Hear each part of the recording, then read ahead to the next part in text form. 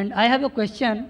Bakrid is very Kareeb, very near this time, and the Muslim fast believe that on the occasion of Bakrid, they sacrifice the goats, buffaloes, and cows, and all that. And according to the Islam, insaniyat and humanity is very important, and every fast should be pity and kind on animals and human being and all that. Then if they believe in this, then why they give the sacrifice of goats, cows and buffaloes on the occasion of Bakrid? Whether they should do it, whether it is in favor of humanity or insaniyat. Brother asked a very good question, that why are we sacrificing goat on Bakrid? If it's not a Bakrid, can we sacrifice goat? No. Any animals, any animals. Can we sacrifice goat if there's no Bakrid? They sacrifices, they kills. I'm asking you the question. That means if no Bakrid, if we sacrifice the animal, it is allowed? No. Generally, why do you? So our direct question, why do you have non-veg? Correct? No, I'm not getting what you are saying. Your main question is, why do you have non-veg? Why do you have meat? Actually, I want to say, on the occasion of Bakrid and other occasion as well. Oh, okay. I'll answer both. On the occasion of Bakrid, Allah says in the Quran in Surah Hajj, chapter number 22, that the blood and the meat does not go to Allah, it is your piety which goes to Allah. So unlike other religions, in other religions when they sacrifice the goat and keep it in the altar in the name of deity. And who eats? God Almighty eats. In Islam, when we sacrifice, what do? 1/3 compulsory minimum we have to give to the poor people. 1/3 we have to give to the relatives and friends. 1/3 you can keep for yourself. So maximum you can keep is 1/3 for yourself. If you want to give full in charity also you can give. So when we are sacrificing, what are we doing? We are benefiting the humankind. We are giving them food to eat. Now giving food to eat is good or bad, brother? Giving food to the poor people to eat, is it good or bad? Good. In humanity, is it good or bad? Good. So therefore Islam is a religion of humanity. Now you may ask the question, what about killing animals? It's good for humanity, but what about animals? In short, a Muslim can be a very good Muslim even by being a pure vegetarian. It's not compulsory in Islam that you should have non-veg, but since Almighty God has given us permission to have non-veg, why should we not have non-veg? Allah says in the Quran, in Surah Ma'idah, chapter number 5, verse number 1, eat of the four-footed animal which has been made lawful for you. Allah says in Surah Nahl, chapter number 16, verse number 5, that the cattle has been made for you, so that you benefit from them, and of the meat you can eat. The same message repeated in Surah Mu'minun, chapter number 23, verse number 21, that in the cattle is an instructive sign. From the belly you drink milk, and of the meat you eat. So since Almighty God has given us permission, why should we not have it? Now coming to the logical aspect, today science tells us that in non-veg food, in flesh food, it is rich in vitamins, and it is only food which has got complete protein. Our human body, there are total 23 amino acids required by the human body, out of which 8 are not synthesized in the body. It has to be given from the external diet. There is no vegetarian food which gives you all the 8 amino acids. It is the flesh food, the non-veg food, which gives you all the 8 amino acids. Furthermore, if you analyze the set of teeth of the herbivorous animal, cow, goat, sheep, they have got flat set of teeth. They only have vegetables. They can't have flesh. If we analyze the set of teeth of the carnivorous animal, tiger, leopard, lion, they have got pointed set of teeth. They have got a carnivorous set of teeth. They have canine set of teeth. They only have flesh food. They can't have vegetables. If we go in front of the mirror and we see a set of teeth, we have got pointed teeth as well as flat teeth. We have got an omnivorous set of teeth. If Almighty God wanted us to have only vegetables, why did He give us the pointed teeth? For what?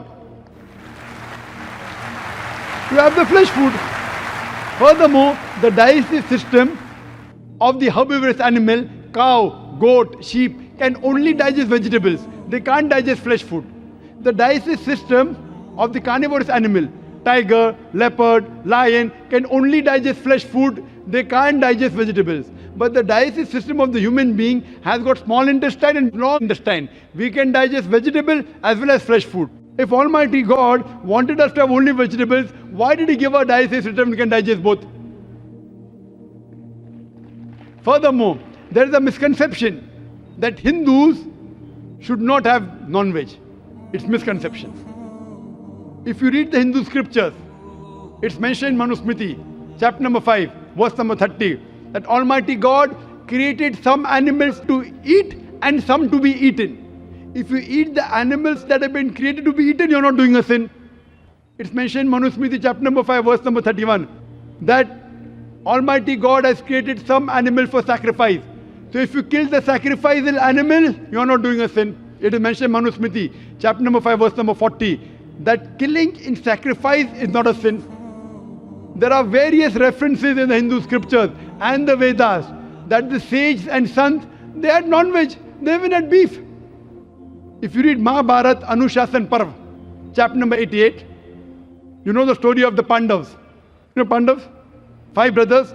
The eldest brother Yudhishthir, he asks Bhishma that what should we give in yagna, in puja, so that our ancestors will be satisfied.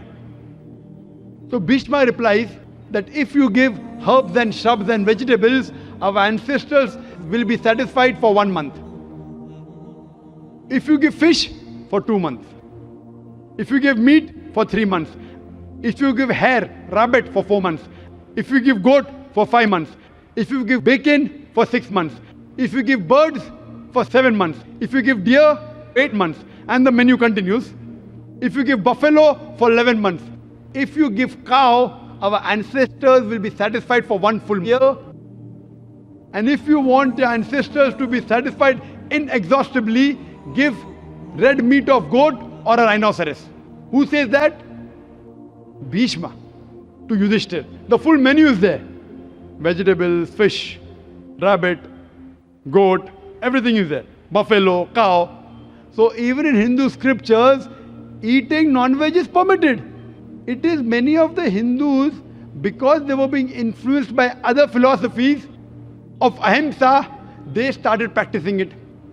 And these people who follow ahimsa, that's non-violence, not killing any living creature, if any human being can lead a life without killing living creatures, I'm for it. What they say, killing animal is a big sin because the life, killing life is prohibited. Today science is advanced and we have come to know that even the plants have got life. So by eating vegetables, you're killing life also. But the logic has changed. No, we understand that the plants have got life, but the plants can't feel pain. Therefore, killing a plant is a lesser sin as compared to killing an animal. For sake of argument, I agree.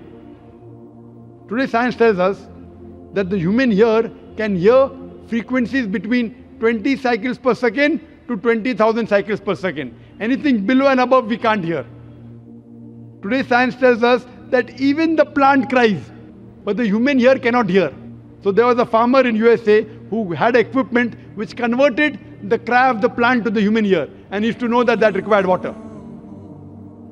Someone will say, okay, fine, I agree that the plant can feel pain, but you know, it has got 2 or 3 senses less. Therefore, killing a plant is a lesser sin as compared to killing an animal which has got 5 senses. For sake of argument, I agree that plants have got 2 senses less as compared to the animal. I am asking you a question. That suppose your brother, God forbid, if he is born deaf and dumb, and when he grows up, someone comes and kills him. So will you go and tell the judge, me Lord, give the murderer less punishment because my brother, he was deaf and dumb? Will you say that? You will tell the judge, give him a bigger punishment. My brother was masoom. He could not hear, he could not speak. So in Islam, it does not work like that. 2 senses more, 2 senses less. Allah says in the Quran in Surah Baqarah chapter 2 verse number 168, eat of the good things we have provided for you. What is good, what is tayyib you can have. And furthermore, I personally have got no problem. If the non-Muslim don't want to have non-veg, I have got no problem. Personally. Only when they tell me it's a sin or you tell me it's against humanity, I give the reply. Personally, if the non-Muslims continue having vegetarians, good for me. If all the non-Muslims start having non-veg, then the price of mutton and beef will go high. Personally, I've got no problem.